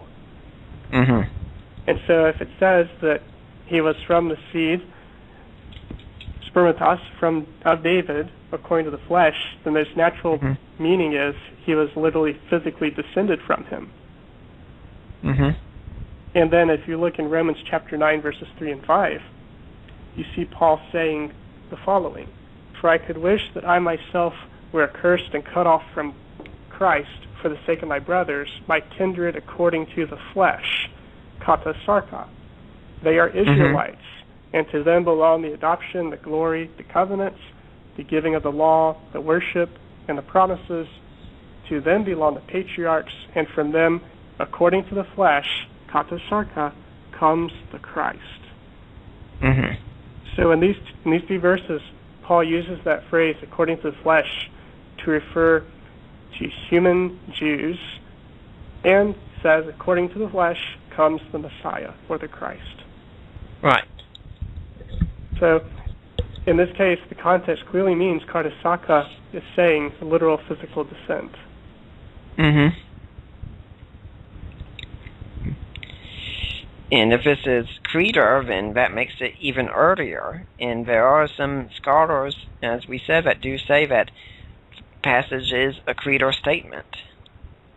That's right, Romans chapter 1, verse 3, absolutely. And I would just pretty much wrap up by saying, if you just go through the rest of Paul's letters, it says he was born of a woman, he was descended from David, as we've seen. 1 Corinthians 11 says he instituted the Last Supper. Chapter 15 says he was crucified, that he was buried, that he appeared to people after he was killed and buried. And that's basically the outline of the Gospels, even though we're not looking at the Gospels today as evidence. Right. And he also mentions a group called the 12 in 1 Corinthians 15, which there is a group called the 12 in the Gospels. Now, granted, we can't tell from that verse in 1 Corinthians 15 that we're talking about the 12 disciples, but it does pretty much fit up with it pretty nicely. Yeah. Well, Chris, it looks like we've got a caller coming in, and I think I recognize this number. Would you like to take a call? Sure. Okay. And you are on the air. Well, I would like to ask you a question about your comment that you made earlier about the emotionalism of a lot of Christ mythers. But before that, I would like to preface that with a quote by noted religious historian Timothy Aldred, who says, information should not be received and interpreted under the influence of biasness or favoritism, but rather it must be allowed to sift through your mental refinery where its elements can be seen for exactly what they really are. Seriously. Yeah. And my question, you started off briefly discussing the emotionalism of Christ mythers, especially those on the internet, of the Zeitgeist crowd and the Akarya-esque crowd. By the way, I tried to go to her website today, and it appears to be down. But do you think this might have something to do with a strain of fundamentalism within atheism? Probably. And a lot of the, I won't say a lot of, but many of the people who embrace some form of the Christ myth theory come from very fundamentalist Christian backgrounds. I mean, for example, Robert Price, he was a very, very strong Christian before he became a very, very prolific atheist, Christ myther. And a lot of times, I think a lot of quote-unquote deconverted Christians become very strong, emotionally fundamentalist atheists. Yeah, I actually wrote a review of Robert Price's book, The Reason-Driven Life, and it's available on Amazon, my view is, and that's the exact same kind of thing I was going, because he keeps having all these literalistic interpretations and such showing up throughout, and with these fundamentalist atheists, it's not that their methodology changes, it's just their loyalty changes. Exactly. That's a very good point. And just about Robert Price, real briefly, when he read Ehrman's treatment of his argument in his book about Jesus, Robert Price apparently got very upset with it. And he somehow slandered, or maybe it was libeled, I don't know if it was in print or on one of his podcasts, but he basically just let Ehrman have it. And Ehrman heard about it, and he said at first he didn't think Price had said it, but he investigated and found out he had said some of those things about Ehrman. So it's just an example of even a very prestigious mythicist getting emotional when someone attacks what they're saying. Yeah, I think it's got a lot to do with what I had talked about in the show earlier, as well, with what I've called the Jesus allergy, where you can't admit there could be any grain of truth whatsoever to the New Testament. Very true. Well, our caller is still here. Is there anything you'd like to add to that? I had something. Well, I'm sure if I think of something, I'll call back or something. Mm-hmm. Well, thank you for your call, sir. Mm-hmm. Right. All right. Well, we're going to let you go for now, and we'll get back to wrapping up the show, then. Okay. Yeah, I think you know who that was. I have a pretty good idea. He's a good guy. Yes, he is. A very good guy.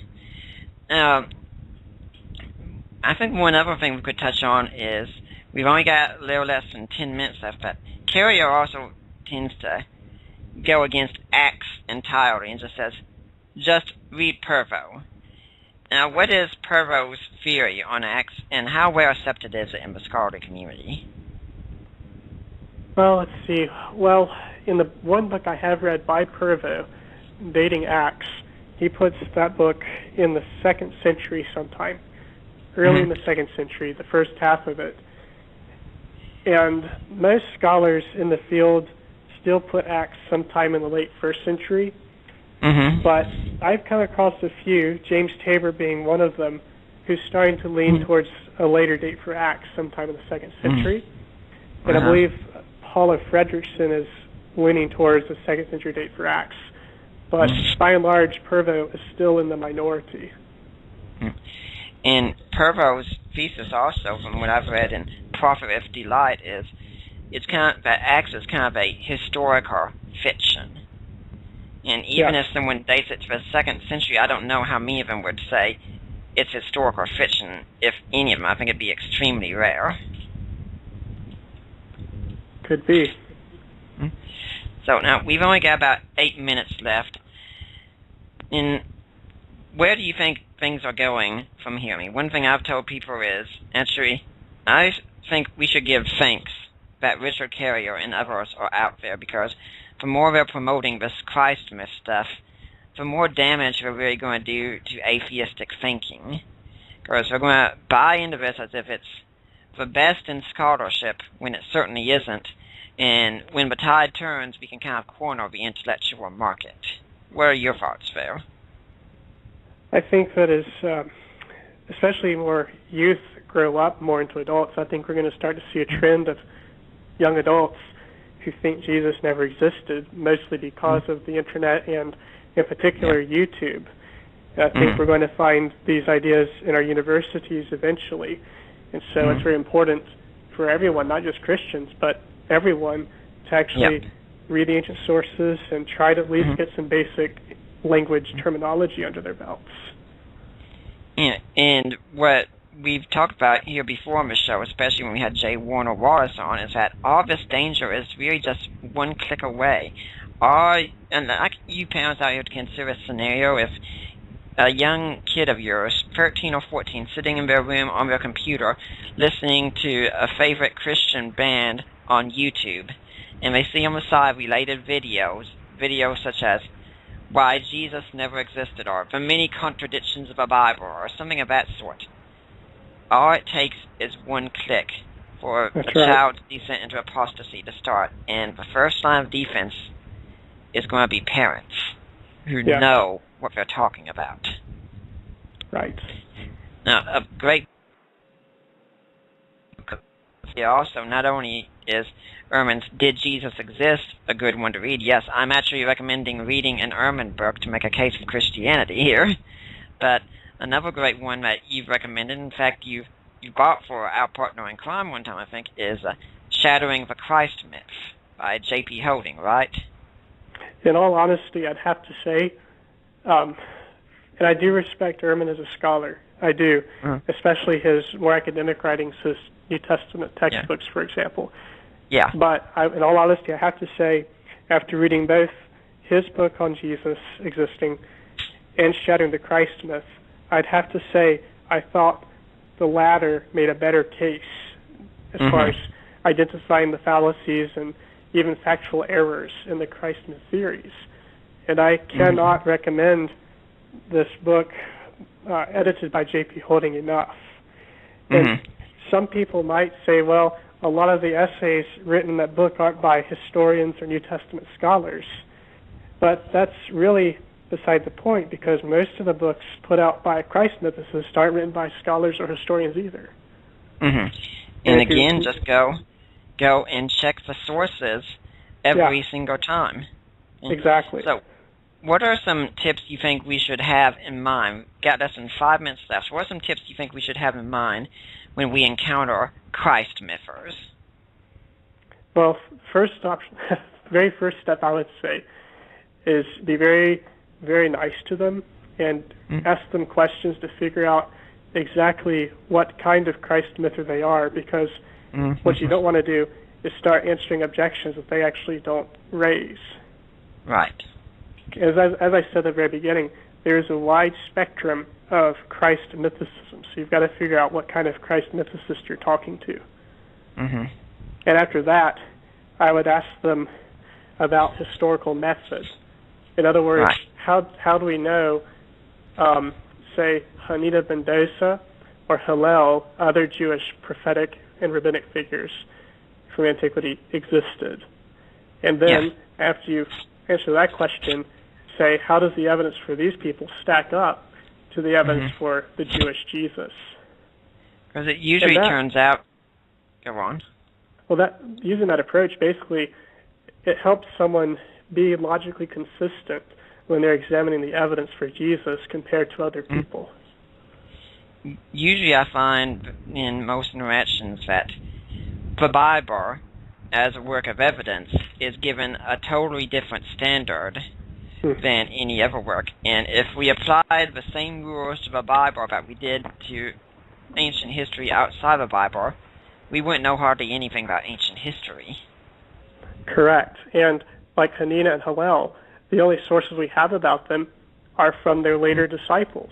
And that would be the equivalent of just Christians preserving our Gospels about Jesus. Yeah. And concerning how we talked about Caesar earlier in Tacitus, even the Caesar that sat on the throne in the time of Jesus, in Tacitus, that's about 80 years later.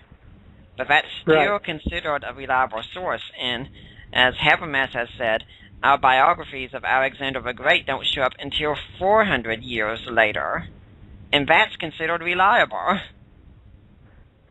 Well, I mean, I think some people would object that we do have an inscription that mentions Alexander the King that would date to his time.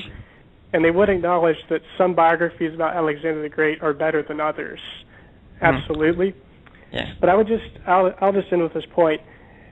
Sometimes people will say, well, extraordinary claims require extraordinary evidence. That you can't compare Jesus, a miracle worker, to someone like other rabbis, because you need to have extraordinary evidence for the claim that Jesus existed. I would just say this. We do have extraordinary evidence. If you go through that practice of comparing the evidence for each person, you'll realize, wow, we do have extraordinary evidence for Jesus. And I would like to remind some of my listeners that if the concern is with miracles, in 2 weeks we got Craig Keener coming on here to talk about miracles. That'll take care of a lot of us. Chris, we got less than 90 seconds left. How can people find you if they want to know more? Well, unfortunately, I don't have a website or a blog or a book yet, but in the next few years, perhaps I'll have something up. Well, okay. Until then, I can say if you go to my blog site, for instance, and if you leave a message, say, hey, pass this on to Chris, I'll make sure that he gets it, okay? Well, thank you so much for having me on the program today. No problem. Next week, we have Dr. Robert Gagnon showing up here. We're going to be talking about homosexuality, so get set to let all your friends know. And yes, I am being prepared to be called a homophobe and a bigot and intolerant endlessly. It's okay. I've gotten used to it. But I hope you'll tune in next week. And for now, I'm Nick Peters, signing off.